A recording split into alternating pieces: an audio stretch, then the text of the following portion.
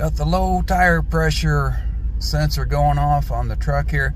Seems like a lot of air, 58 psi showing low. So let's check on the door panel. You're on the door panel. Always tells you what the manufacturer wants in your tires.